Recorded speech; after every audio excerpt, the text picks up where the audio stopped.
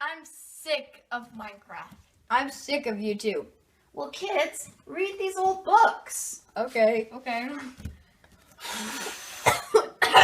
Let's read about Rosa Parks. Rosa grew up in the southern United States in Alabama.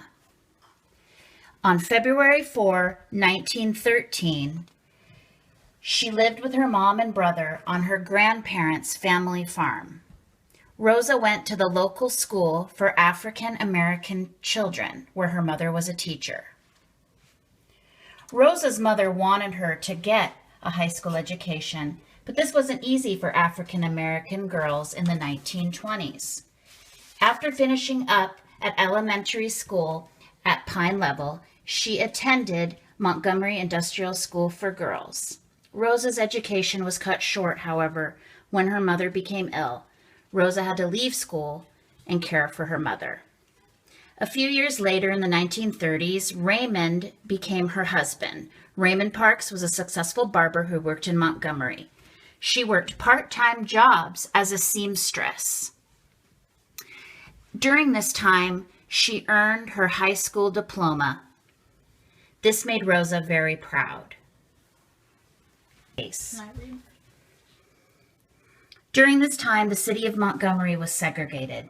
This means that things were different for white people and black people. Different schools, churches, stores, elevators, even drinking fountains. When Rosa would ride the bus to work, she would have to sit in the back of the seats marked for colored, and sometimes she would have to stand, even if there were seats open up front. It was December 1, 1955, that Rosa made her famous stand while sitting on the bus. Rosa had settled in her seat on that bus after a hard day's work. All the seats were filled up when a white man boarded.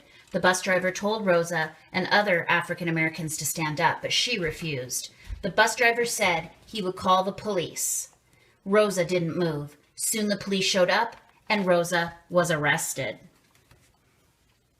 Rosa was charged with breaking a segregation law. She refused to pay her fine, saying that she was not guilty and the law was illegal. She appealed to a higher court. That night, a number of African American leaders got together and decided to boycott the city buses. This meant that Africans would no longer ride the buses. They would walk or bike or carpool instead. Martin Luther King Jr. became the president of this Montgomery Improvement Association and helped lead this boycott. It wasn't easy for people to boycott the buses.